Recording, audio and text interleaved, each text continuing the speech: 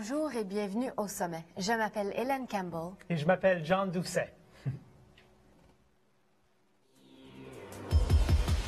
Ce soir, à l'émission, un aperçu du bris d'aqueduc sur le campus de la Cité. Quelles sont les répercussions? La cigarette électronique, une habitude qui grandit en popularité, mais est-elle dangereuse?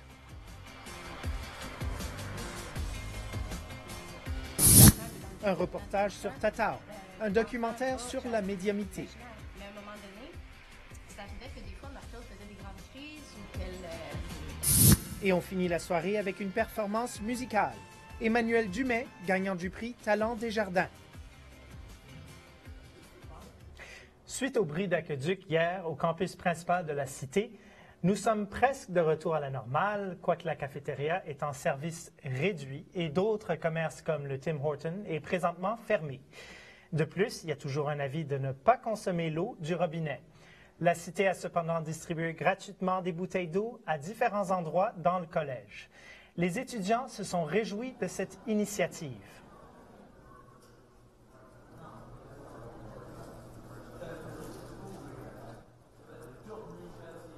Y en a-tu assez?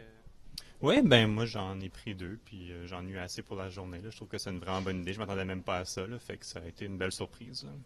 Et puis ce que je vois qu'on fait à la Cité concernant l'eau, c'est bien parce que on ne peut pas boire l'eau du robinet parce que c'est contaminé. Genre aujourd'hui, avec les bouteilles d'eau par exemple, je trouve que c'est bien, ouais. L'ambiance était toutefois moins joyeuse hier lorsque le campus a dû être évacué pour des raisons de sécurité, le système de gicleurs n'étant plus approvisionné en eau. L'aqueduc, donc le conduit d'eau qui alimente le collège a brisé, donc il y a une fuite d'eau, ce qui empêche l'alimentation d'eau au collège.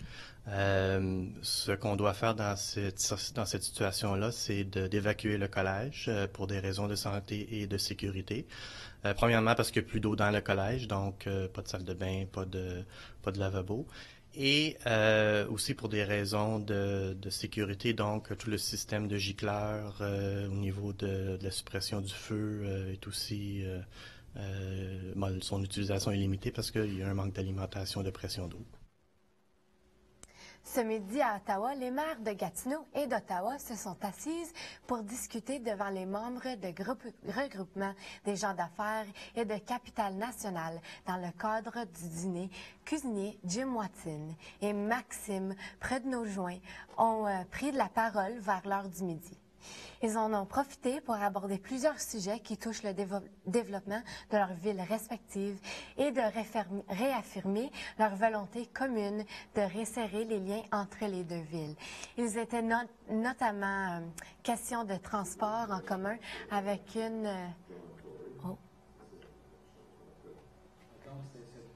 avec le projet de train léger dont la deuxième phase est actuellement à l'étape de planification à Ottawa.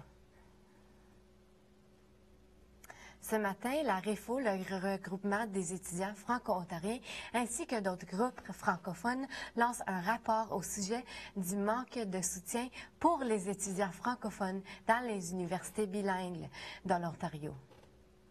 La REFO Assemblée de la francophonie de l'Ontario et de la Fédération de la jeunesse franco-ontarienne demande à la première ministre de l'Ontario, Kathleen Wynne, de considérer une université francophone.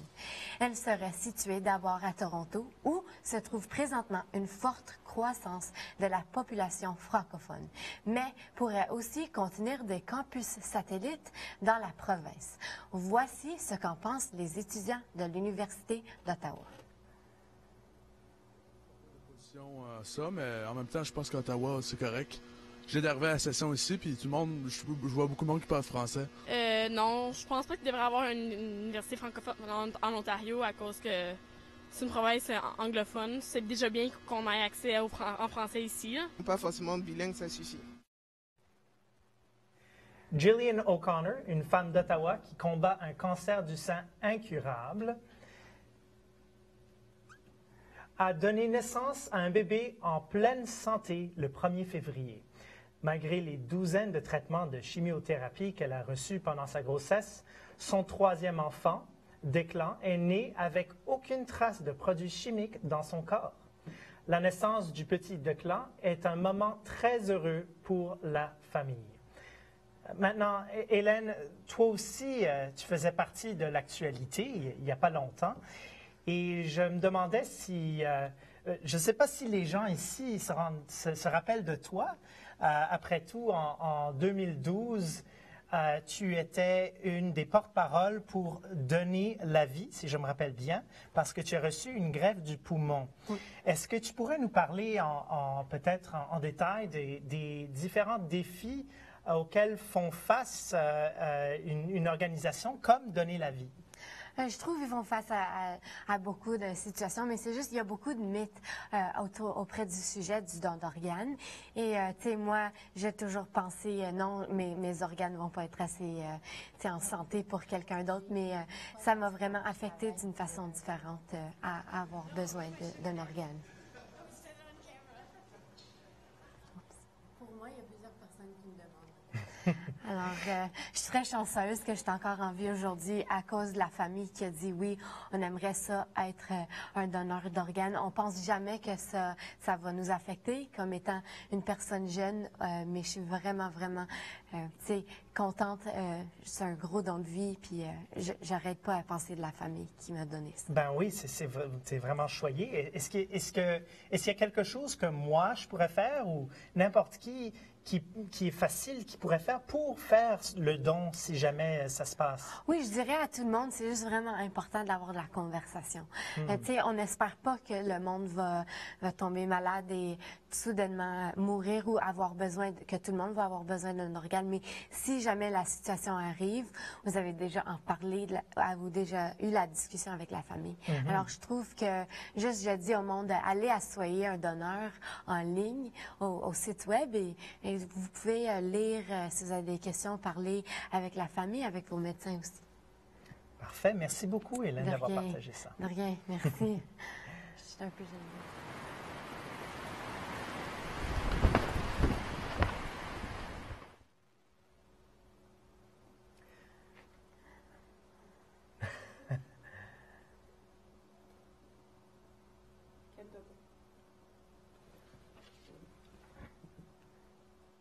Une habitude. Chaque compagnie va décider ce qu'il met dedans parce qu'il n'y a pas de réglementation. Donc, encore là, on ne connaît pas les effets à long terme de ça. Tu n'allumes rien en feu, il n'y a rien qui brûle, qui se fait aspirer dans tes poumons.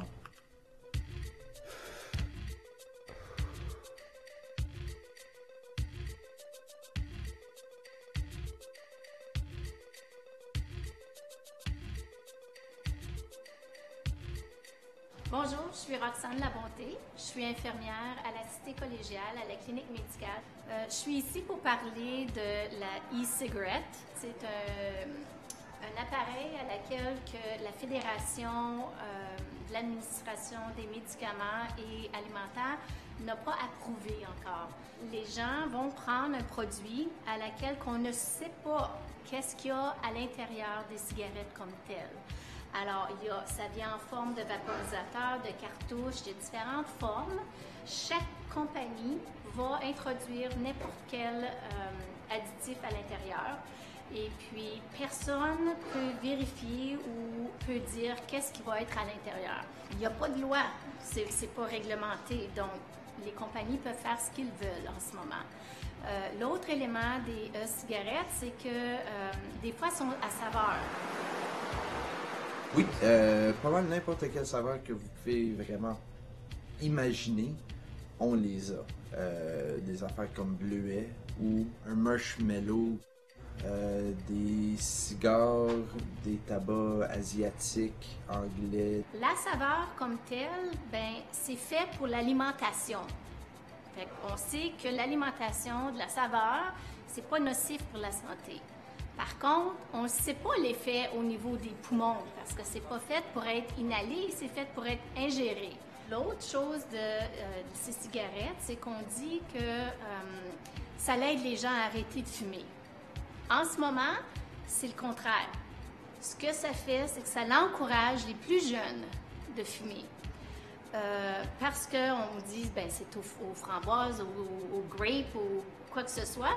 Fait que les jeunes, mais c'est tentant, là, on veut l'essayer. Puis ce que ça crée également, c'est l'habitude de fumer. On va pas le nier que oui, ça donne une habitude, mais d'aller à une cigarette électronique, à une cigarette de tabac, c'est un gros jump. Il faut mettre de l'effort, parce que la cigarette électronique, ça va pas te donner les étourdissements de tête, ça va pas te donner mal au cœur. Si on remplace par une cigarette électronique, les gens ont moins de nicotine, qui est quand même vrai.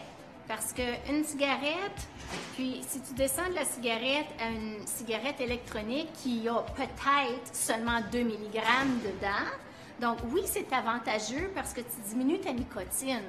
Dans la cigarette normale, il y a aussi beaucoup d'éléments à l'intérieur qui sont pas bons. Mais au moins, on sait les effets. Tandis que la cigarette électronique, il y a des éléments dedans qui sont pas corrects ou qui sont pas bons également. Par contre, tu as toujours moins de nicotine. Est-ce que moi, je recommande la cigarette? Pas du tout. Juste parce qu'on ne connaît pas les effets à long terme. Il n'y a pas assez d'études qui ont été faites là-dessus encore. Et puis, selon ce qu'on voit en ce moment dans ces cigarettes-là, moi, je trouve que c'est quand même épeurant à long terme. Alors, bonjour, ici Hélène et on est en studio avec Samuel, c'est ça, Andréane et Amélie. Et on va avoir une discussion des cigarettes, qu'on dit e-cigarettes, comme ils disent ces jours-ci. Alors, personnellement, c'est une question, que trouvez-vous des e-cigs, comme on dit? Ben moi, je trouve ça, c'est vraiment que c'est pas assez réglementé pour la gamme de saveurs qu'on peut y trouver dans les magasins. On a entendu le vendeur là, dans le documentaire qui disait que toutes les saveurs qu'on pouvait s'imaginer, il l'avait. Ça, c'est vraiment quelque chose qui va attirer les jeunes. Et c'est gratuit. Les mineurs peuvent se la procurer gratuitement dans certains dépanneurs, mais reste que c'est quand même... Les gens peuvent se la procurer facilement. C'est ça qui... Là, les jeunes vont vouloir imiter leurs amis à faire la même chose. Je trouve que c'est vraiment... Ça devrait être réglementé au plus vite possible parce que ça ne fait qu'augmenter la demande pour ces cigarettes, puis les jeunes devront comprendre que ce n'est pas bon pour leur santé. Penses-tu que le ministère fait assez pour cette cause, ou est-ce qu'il devrait faire plus à arrêter les gens à acheter des cigarettes? N'importe qui peut me dire ce que vous voulez. On connaît un peu la composition des cigarettes électroniques. On sait que la glycérine végétale, ça n'a pas été testé, ou encore les effets sur les poumons sont méconnus. Il y a aussi le propylène glycol. On voit que ça n'y a pas eu d'études. Il y a des arômes naturels et artificiels aussi. Puis il y a la nicotine.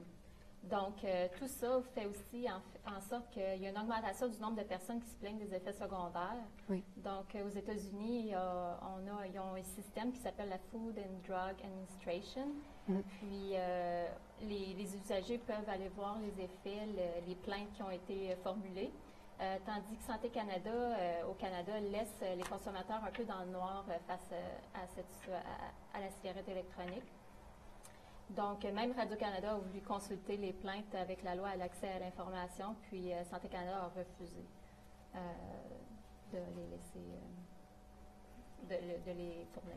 Merci beaucoup, Amélie. Excuse, je t'étais pour dire quelque chose. Oui, j'allais juste dire que c'est vraiment...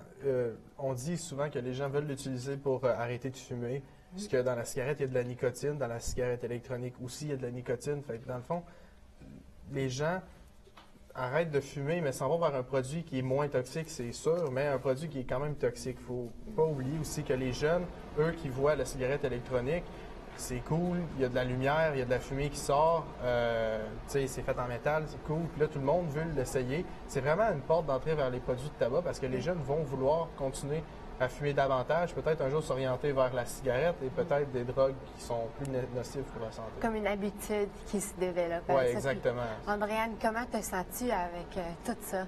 Puis moi, je trouve que puisqu'ils arrêtent de fumer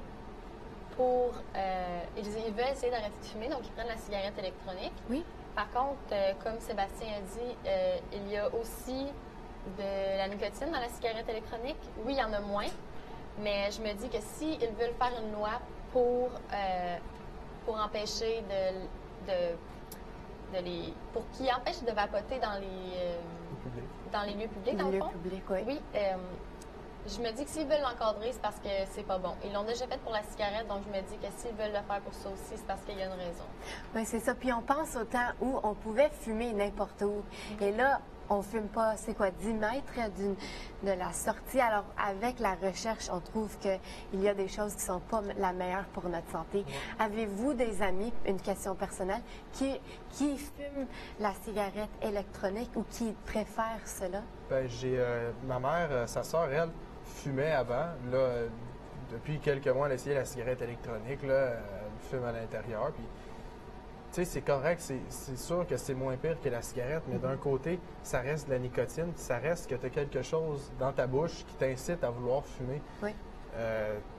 Puis c'est ça, je trouve vraiment que c'est pas encadré. Tu sais, la cigarette, ça a pris une éternité avant que ça soit encadré dans les restaurants à côté fumeurs, non-fumeurs. Bien là, la cigarette électronique, on dirait, on le sait, on connaît pas les dangers, mais d'un côté, on veut pas que ça se propage d'une façon que tous les jeunes veulent l'essayer parce qu'on ne sait pas ce qu'il y a à l'intérieur.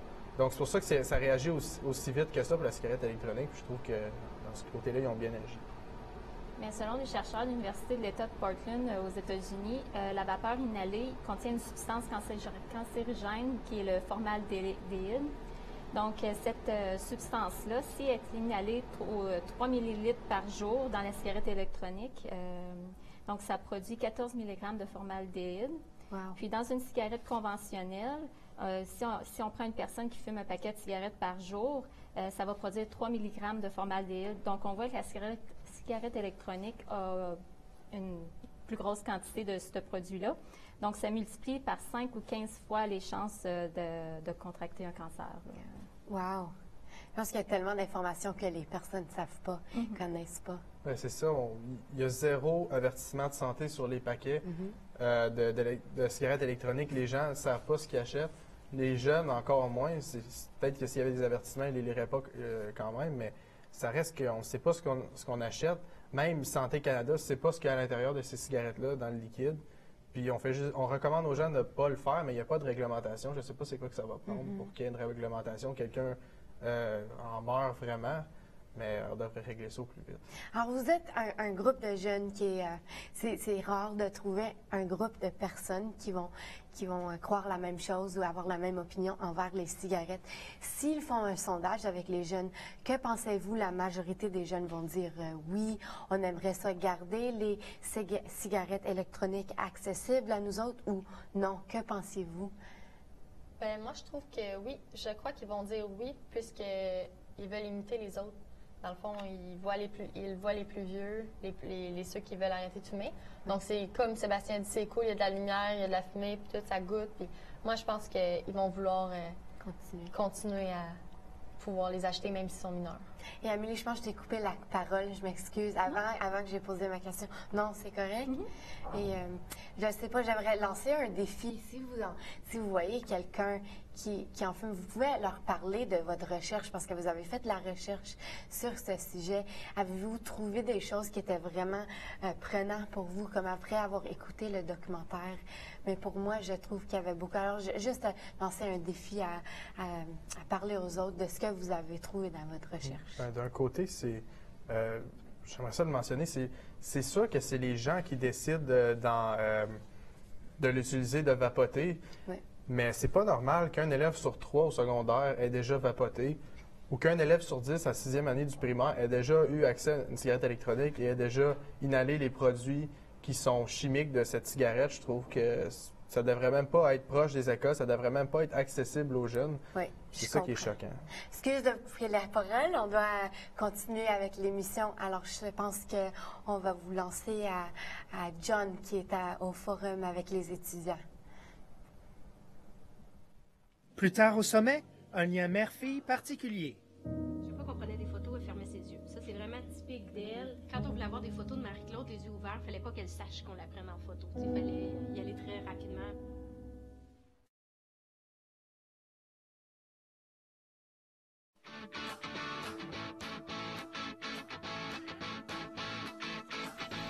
Salut, moi c'est Francisco Zino, je suis chef éclairagiste pour l'émission Au Sommet.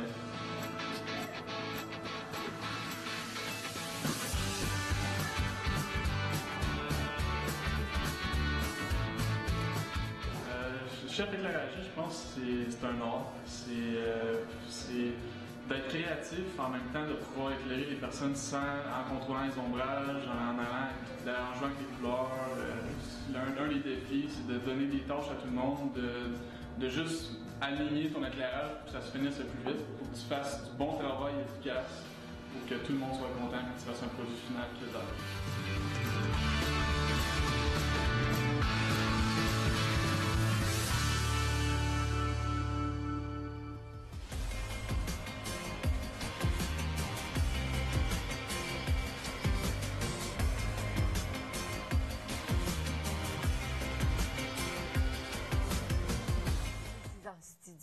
Et nous avons avec nous Renaud Guertin, le réalisateur de Tatao.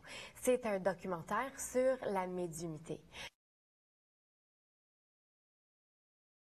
Nous sommes de retour ici en studio et nous avons avec nous Renaud Guertin, le réalisateur de Tatao. C'est un documentaire sur la médiumnité. C'est un plaisir de t'avoir avec nous. Je suis super excitée. Comment ça va? Bien, merci, ça va très bien. Toi? Ça va bien. Je suis curieuse. Pourquoi avez-vous nommé le documentaire Tatao? Ben, c'est assez simple, en fait. Notre personnage principal, qui s'appelle Marie-Claude, n'était pas capable de prononcer son nom avant l'âge de, disons, 4 ans. Là, puis elle disait Tatao à la place de Marie-Claude. Tatao. Ça me fait penser à Watatatao. Ça ressemble un peu? Oui, c'est ça. Mais c'est le sujet que vous avez choisi, la médiumnité. Pourquoi avez-vous choisi d'utiliser ça dans votre documentaire? Bien, ça a bien tombé. En fait, c'était une amie à Sarah qui était notre coordonnatrice de production et qui prenait le son aussi. Une de ses amies, elle avait été sous l'emprise d'une âme errante étant plus jeune. Sa mère, cet événement-là avait provoqué, avait développé sa médiumnité. Puis le sujet me semblait extrêmement passionnant et aussi peu... moi, j'avais jamais vraiment été en contact avec des gens comme ça, donc ça m'intéressait beaucoup. Moi non plus, ça m'intéresse beaucoup aussi. J'ai entendu que vous avez reçu un prix. Félicitations. Oui, ben merci. Au festival de... Excuse-moi, ma voix est un peu croche, là. Pas de problème. Au festival DJ 60. Exact, oui. Et vous avez reçu le prix pour Best Storytelling, qui veut dire que vous avez rencontré la meilleure histoire, hein? Oui, c'est de la mise en récit, effectivement. Oui, on a gagné ce prix-là. C'était le 5 décembre dernier. Puis, belle expérience. Que signifie ça pour toi et tes amis ou ceux qui ont travaillé sur le documentaire? Bien, comme je disais, c'est une belle expérience. C'est une première expérience pour nous dans le documentaire, en fait, dans la réalisation aussi pour moi. Oui. Et puis, c'est sûr qu'avec l'effort qu'on a mis sur ce projet-là, ben, c'est une belle récompense. C'est une bonne tape dans le dos. Félicitations. Bien, on va l'écouter. Merci beaucoup.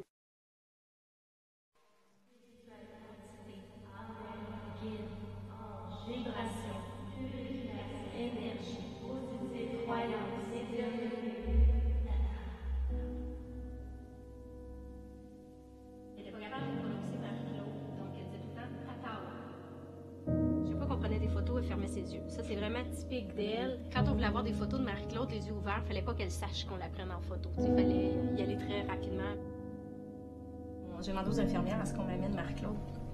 Et quand je l'ai pris, malheureusement, j'ai pas réussi à avoir ce lien-là. Il y avait quelque chose. J'étais pas bien, j'étais pas confortable, j'avais des frissons. J'étais là, voyons, qu'est-ce qui se passe, tu sais. Puis, je sentais pas ce lien-là maternel se créer. J'étais inconfortable, puis je me suis même mis à avoir peur. Puis là, je me disais, pourquoi j'ai peur? Tu sais, j'avais mon cœur qui s'accélérait, puis j'étais pas confortable. Puis là, je disais, ben voyons, ça se peut pas, c'est pas normal, tu sais. J'avais été assez ébranlée par l'accouchement qui avait été difficile. Puis là, j'étais seule dans ma chambre, tout le monde était reparti, puis j'ai demandé à la voir. J'ai demandé à avoir un moment tout seul avec elle. Je voulais recréer cette dynamique-là, je voulais créer le lien avec elle, je voulais la prendre, la serrer, puis dire, tu sais, bonjour, je suis ta maman, puis moi, j'aime ça jaser avec mes bébés. Je l'avais fait avec Cédric, je l'ai fait avec Marie-Claude, je l'ai fait avec Ariane aussi. J'aime quand ils sortent de mon ventre, leur jaser ça. Puis à un moment donné, elle a ouvert les yeux, puis ce que j'ai vu, c'est une pupille très, très, très dilatée. Tu sais, c'était des yeux froids, on pouvait pas voir l'émotion à travers son regard. C'était très, très froid. Et là, j'ai vraiment eu peur.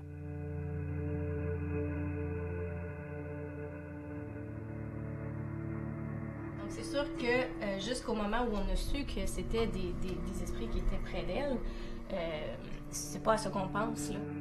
On sait qu'à l'hôpital, il y a beaucoup d'hommes errants parce qu'il y a beaucoup de gens qui meurent, là, puis la maladie est là. Les femmes qui étaient dans une basse vibration vont rester au plan terrestre avec nous et va chercher une vibration qui lui est correspondante. Donc, ce qu'il va devoir faire, ce que Marie-Claude a vécu, ça veut dire aller près d'une personne qui vibre à moins 200.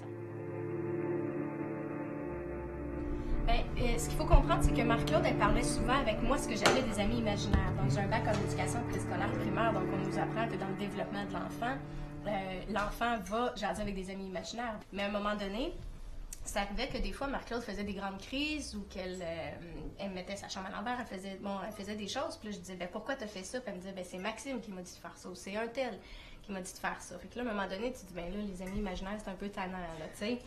Et là, je commençais à avoir de la difficulté avec ces amis imaginaires-là parce que ça amenait Marie-Claude dans des zones et des troubles de comportement vraiment, vraiment pas agréables à vivre.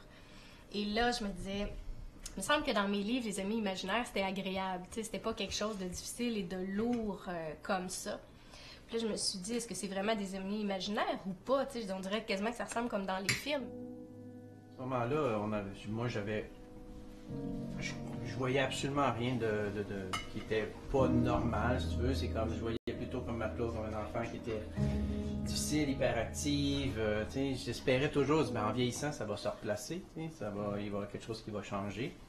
Puis, je comprenais pas pourquoi toujours, tant qu'Annick, elle me disait, il va se passer quelque chose, pourquoi qu'elle savait que Marie-Claude était pour être hyperactive ou était pour faire quelque chose ou perdre le contrôle. À ce moment-là, j'ai aucune idée. Je me posais pas la question vraiment. Là. Ça me surprenait à chaque fois, si on veut. Là.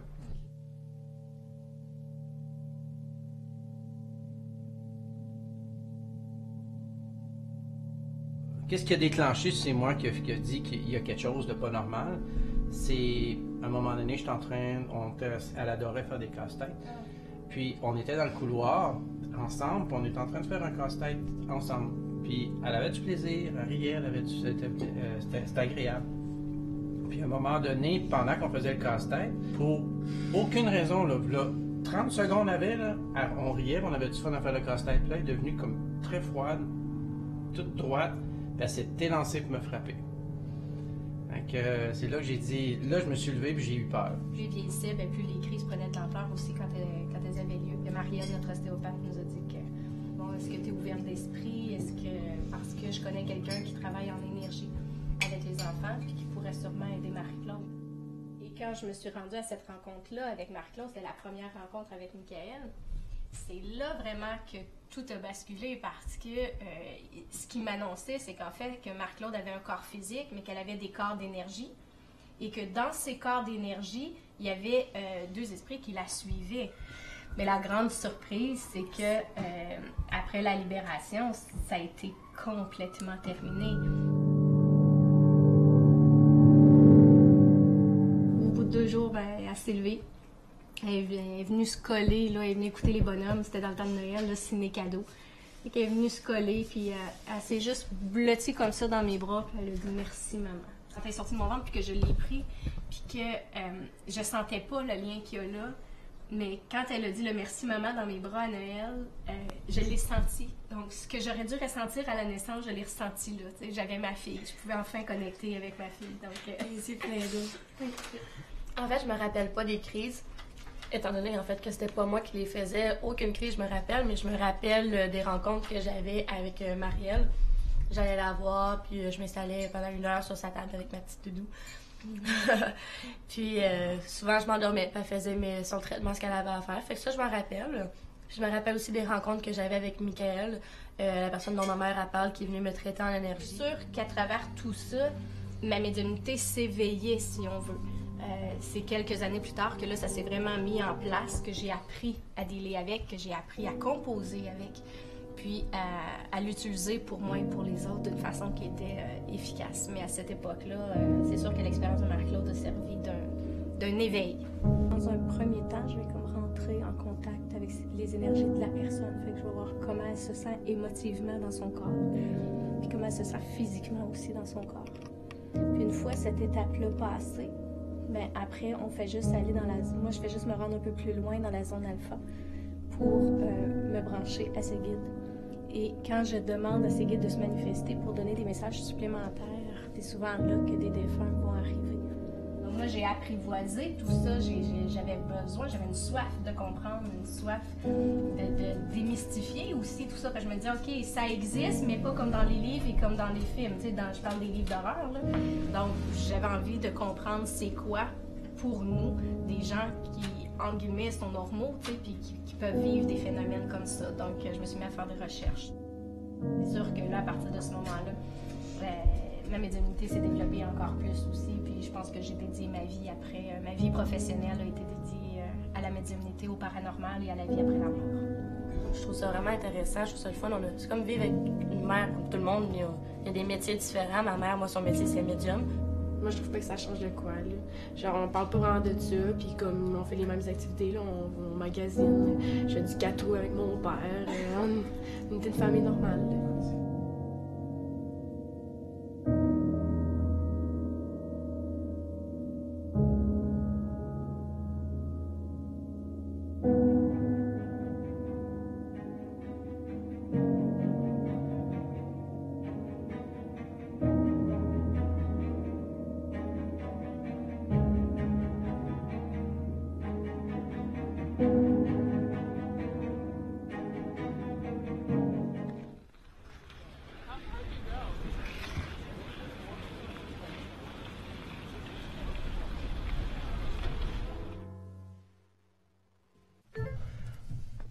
Agent 002, ce qui sont les plans du MI6? Je te donnerai jamais cette information-là. Ah ouais, mais j'irai pas à la méthode douce. Ah, tiens, toi! Tiens! Oui, vas-y. Donne-moi ton bec. Ah, ouais, mon beau Jason Bourne, fouette-moi. Ah ouais, vas-y, fais-moi mal. Ah ouais, t'aimes ça, hein? On va essayer d'autres choses. On va t'électrocuter, hein? Ouais, t'aimes ça? Vas-y, ça aussi j'aime ça. Ouais, vas-y. Plug-moi ça direct, c'est fou. Ah. Mais il est écœurant, il aime ça quand je le torture, c'est dégueulasse, je suis plus capable. Alors, agent 00... OK, c'est beau. Je vais tout vous dire. Les plans, ils sont dans une clé USB dans ma poche. Mais arrêtez, s'il vous plaît.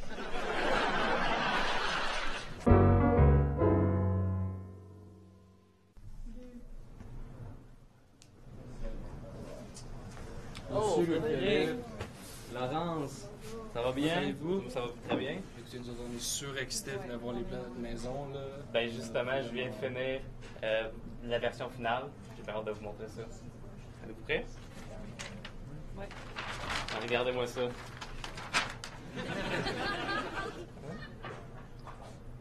C'est quoi ça? C'est pas ça qu'on a demandé, là, nous autres, là? Oh! Excusez-moi, ça c'est juste une esquisse, c'est un brouillon. C'est pas la version finale, excusez-moi. La version finale est juste en dessous. Et voilà. Là, vous me niaisez, là. C'est tout simplement parfait pour nous, je pense. On va tellement être bien dans cette maison-là, là. Très content. Ça va être... Bienvenue, bienvenue. Écoutez, c'est du travail plus que professionnel. Là, je vous souhaite une bonne journée. Nous autres, vous aussi. Faut y aller. Passez une belle journée. Ciao.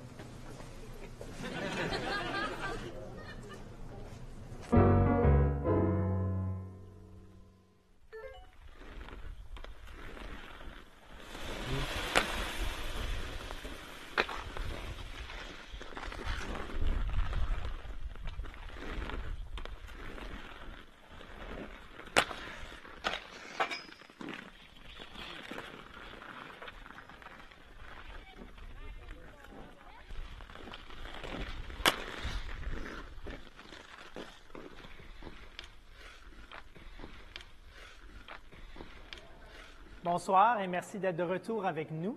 Alors, nous voici ce soir avec des étudiants de la Cité pour justement parler de la cigarette électronique. Alors, j'aimerais débuter cette conversation en parlant de la réglementation. Donc, évidemment, il y a beaucoup de réglementation pour la cigarette, pour le tabac. Est-ce qu'il devrait y avoir la même chose pour la cigarette électronique? Est-ce que vous voulez débuter la conversation? Ben moi, je pense que oui. Parce que c'est pas tout le monde qui veut qui veut côtoyer la cigarette électronique. Récemment, la STM a banni la cigarette électronique dans ses stations de métro et ses véhicules, ça sera bientôt possible d'une amende de 50 $. Est-ce qu'il y en a d'autres qui voudraient ajouter? Oui, moi, j'aurais à dire que l'Organisation mondiale de la santé a recommandé de restreindre l'utilisation des cigarettes électroniques dans les lieux publics. On ne le sait pas encore, mais justement, ça serait une source potentielle d'exposition à des produits chimiques. Donc, on ne sait pas, justement. Oui, parce qu'on ne sait pas toujours ce qu'il y a dans la cigarette. C'est un des gros défis parce qu'il me semble que les fabricateurs peuvent mettre n'importe quel produit. Alors, c'est une question où vraiment, on n'a pas d'idée fixe. Ben, c'est justement ça. Puis personne n'aime ça être en compagnie de quelqu'un qui fume, à moins que ce soit un ami proche. Mais tu sais, ça reste de la fumée, ça reste de la nicotine. On ne sait même pas ce qu'il y a à l'intérieur, dans le fond. Puis tu es à côté d'une personne, tu respires ça. Je comprends que le transport à Montréal ait enlevé ça parce que vraiment, dans un métro, dans un autobus, c'est clos, c'est fermé. On respire presque toute la même air. Si quelqu'un se met à fumer une cigarette électronique et qu'on ne sait pas ce qu'il y a à l'intérieur, ben, ça va devenir un problème pour tout le monde, pas juste pour la personne qui le fume. Oui, mais plus précisément, ce n'est pas tout à fait de la fumée. Hein? C'est parce que c'est de la vapeur. On a comme un sentiment, parce qu'on ne le voit pas, hein? Après quelques secondes, ça disparaît. Et on ne sait pas si ça disparaît d'une façon où on se sent en sécurité, ou si ce n'est pas mauvais pour la santé, ou si c'est encore dans l'air. Je sais qu'il me semble que Santé Canada fait toujours des recherches là-dessus, mais il y a quand même beaucoup de points d'interrogation. Est-ce que toi, tu penses que la réglementation devrait changer pour que ça soit la même chose pour la cigarette que pour les cigarettes électroniques? Oui, je pense que la cigarette électronique, elle devrait avoir le même règlement que la cigarette normale, parce que comme mes camarades l'ont déjà expliqué, on ne sait pas vraiment ce qu'il y a dans cette vapeur ou cette fumée. Donc, vu qu'on ne sait pas ce qu'il y a, eh ben, je pense que par précaution, on devrait avoir les mêmes règlements pour l'instant. Et bon, on dirait qu'en général, on a tous une opinion assez semblable. Est-ce qu'il y en a qui voient peut-être le revers de la médaille? Est-ce qu'il y aurait des raisons de ne pas ajouter la réglementation, peut-être?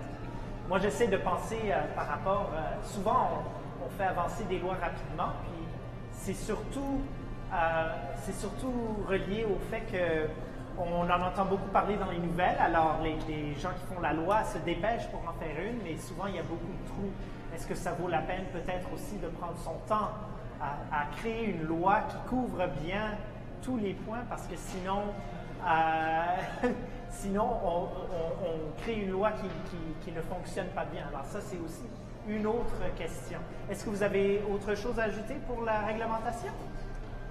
Donc, on voit aussi la gomme à la nicotine, les teintes dermiques ou aussi le vaporisateur de nicotine. Ils ont tous passé par un processus de vérification assez rigoureux.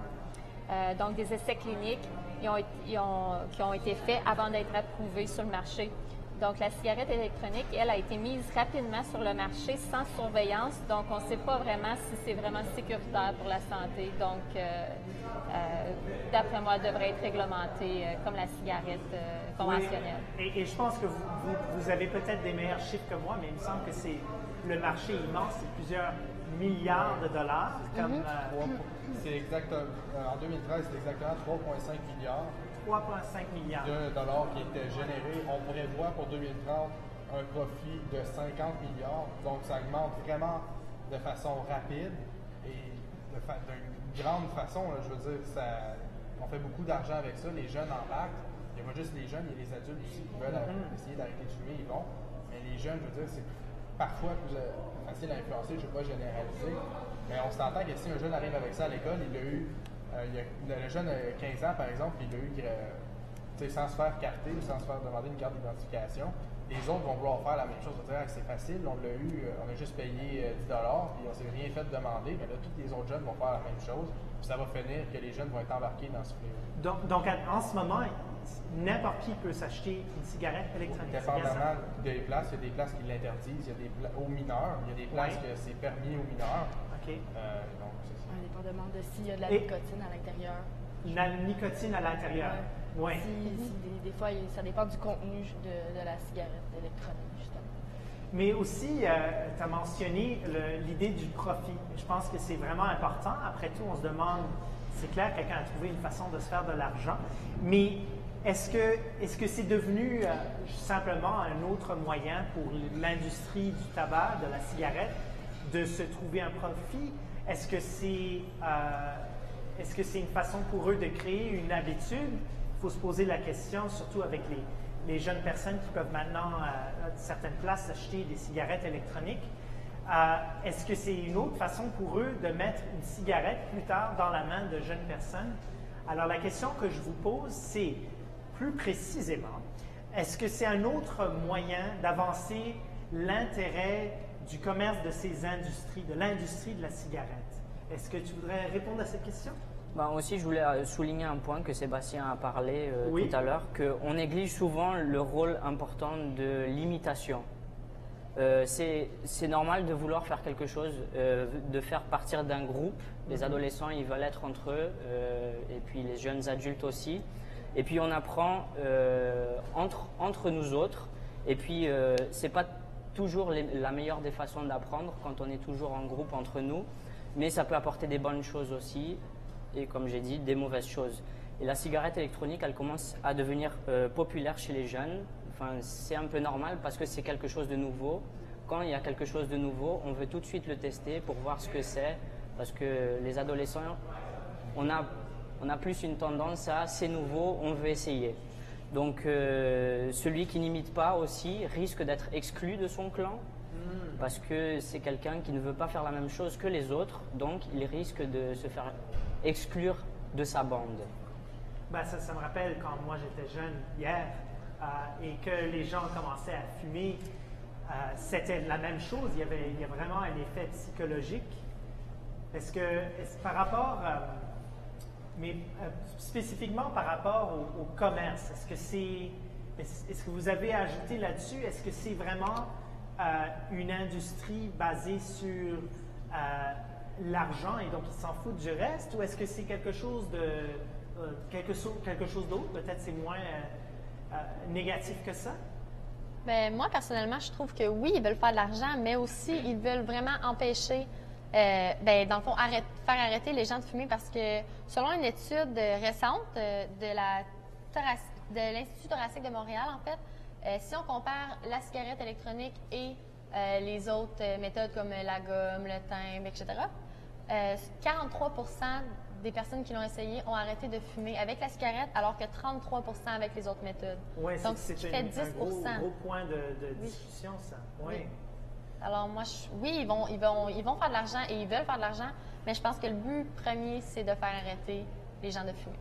Ah, d'accord. Parce que, oui, c'est quoi la motivation?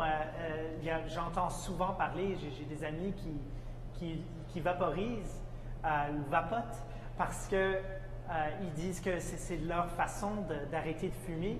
Mais moi-même, j'ai remarqué à quel point ils utilisent leur cigarette électronique comme 2 ou 3 fois plus que la cigarette parce qu'en ce moment, il n'y a pas de droit, ils peuvent le faire n'importe où. En fait, j'aimerais bien vous demander là-dessus, personnellement, vous, quand vous voyez des gens vapoter autour de vous, est-ce que vous le remarquez? Est-ce que vous réagissez? Est-ce que vous dites quoi que ce soit? C'est quoi votre point de vue là-dessus par rapport aux gens autour de vous qui vaporisent?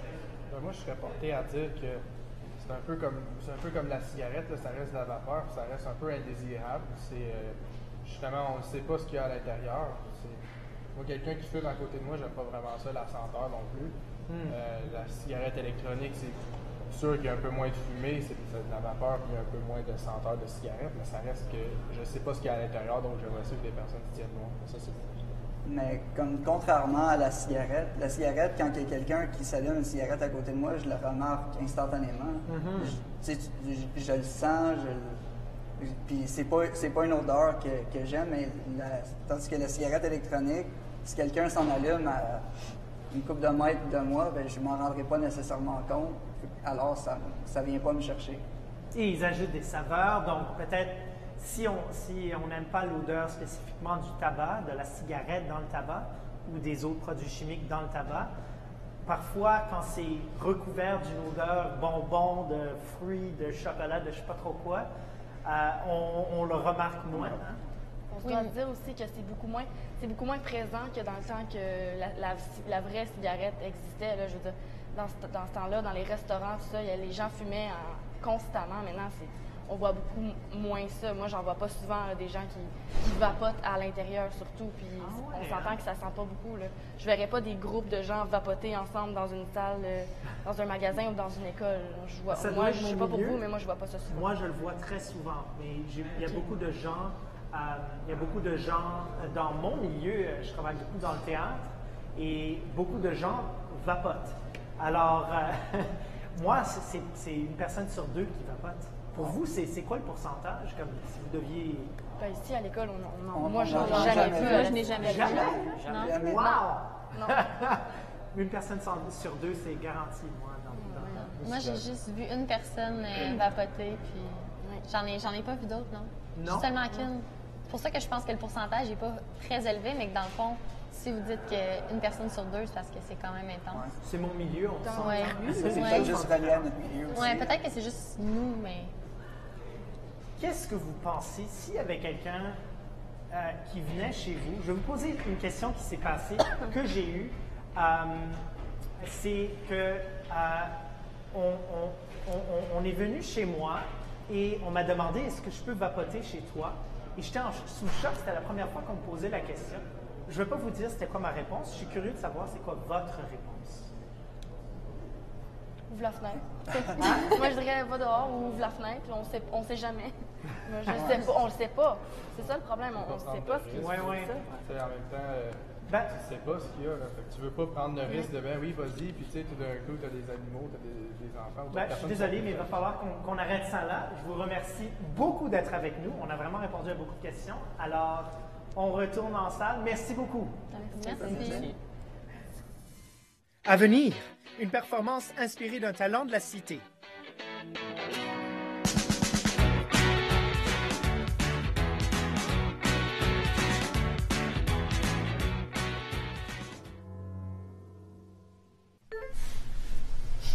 Madame Seguin, toutes mes plus sincères condoléances pour le décès de votre mari. Je suis sincèrement désolé. Je sais que le sujet n'est pas nécessairement facile à aborder, mais avez-vous déjà pensé à des dons d'organes? Oui, on s'en était déjà parlé, puis c'était clair que les organes seraient plus d'aucune utilité, donc on pourrait les donner à quelqu'un d'autre. Vous savez que dans des situations comme ça, il faut agir extrêmement rapidement. Oui. Sarah, j'ai tellement de peine pour toi. Ça va aller.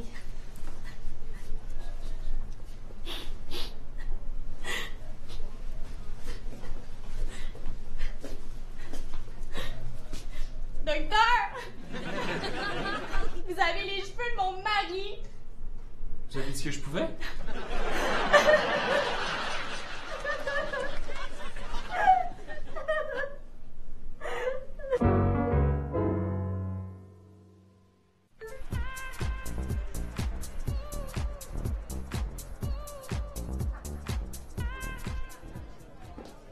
Excusez-moi, est-ce que vous pourriez me donner l'heure?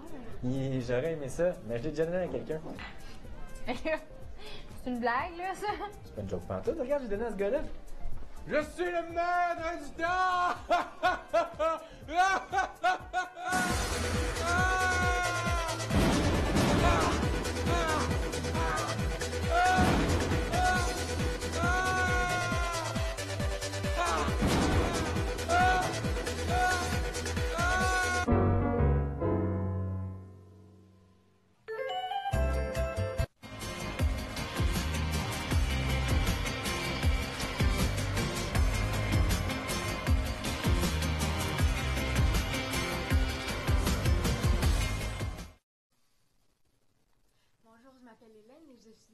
Studio avec Emmanuel Dumas. Comment ça va? Ça va bien, vous? Ah, ça va très bien. Alors, vous êtes un chanteur et je t'ai déjà entendu, fait que j'ai vraiment, vraiment hâte que vous allez chanter aujourd'hui. Ça fait combien de temps que tu aimes ça chanter? Ça doit faire 5 ans environ que je chante. 5 ans. Et as-tu trouvé ton style? L'opéra, c'est vraiment ton style? En fait, les gens, ils me connaissent surtout sur l'opéra, mais je chante un peu de tout. Je chante autant des chansons d'amour ou des chansons tristes, peu importe. Et as-tu des aspirations avec ta carrière à la musique ou c'est juste quelque chose que tu aimes faire? Pour l'instant, je me consacre à mes études en technicien de poésie. Il me reste 2 mois. Puis par la suite, on va voir ce qui s'offre à moi. Alors, vous faites la technique policière ici? Oui, à la Cité. À la Cité collégiale. Ah, c'est super. Ouais, et ça va bien? Oui, ça va super bien. Et tu as toujours aimé la musique en étant jeune ou? Oui, ça a toujours été dans mes parents, ma famille, en ont toujours fait. Donc, Super. Ah, j'ai entendu que tu as gagné un concours. Parle-moi de ça. Oui, j'ai gagné le concours des jardins à l'école La Cité l'année passée. Et puis j'ai été chanceux, j'ai gagné une bourse de 800 $, donc ça a été dans mes études. Félicitations. C'est super. Et est-ce que tu composes ta musique? J'aimerais bien ça, mais non, pour l'instant, je suis seulement interprète. Interprète. Puis qui est ton artiste, tu dirais, qui vraiment te motive et t'encourage à continuer à chanter? Contrairement à l'opéra, j'aime vraiment Michael Bublé. OK. Ouais, je me relie pas mal à lui, j'aime son style à lui. Le micro me fait penser à lui, tu sais, on parlait de ça vrai. avant, puis oui, il y a vraiment un style. Et est-ce que tu aimes ça, musique aussi? Oui, j'en chante plusieurs de Michael Bublé, j'aime bien ça. Ouais. Super. Alors, j'ai vraiment hâte de vous entendre chanter aujourd'hui. Tu dois être vraiment excité. Merci beaucoup. Ah, merci, c'était un plaisir. Merci. Au revoir. Au revoir.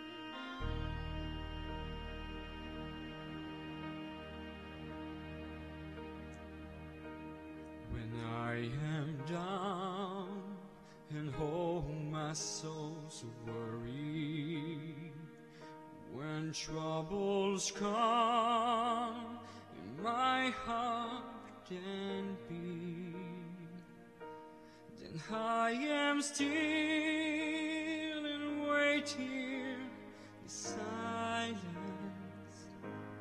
until you come and sit a while with me.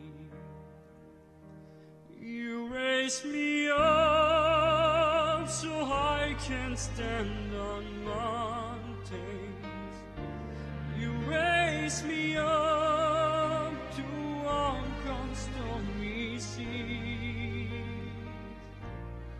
I am strong when I'm on your shoulder. Raise me up to more than I can be.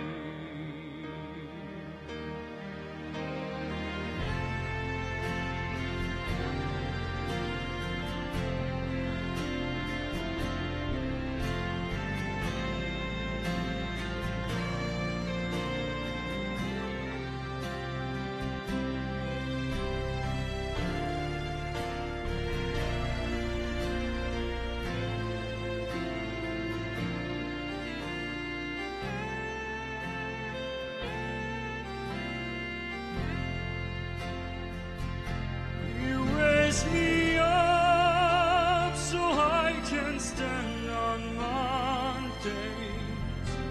You raise me up to walk on stormy seas. I am strong when I'm on your shoulders. Raise me up to more than I can be.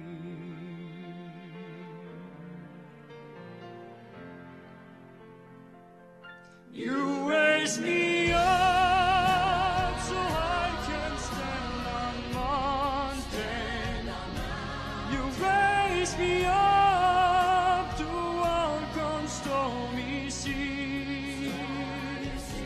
I am strong when I'm on your shoulders. Raise me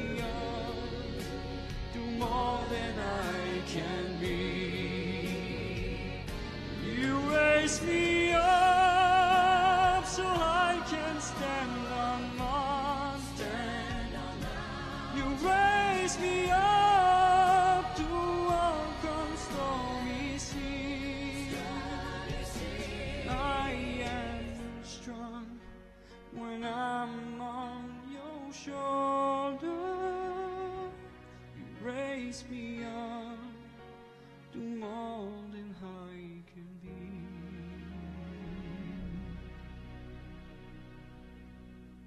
You raise me up to more than I can be.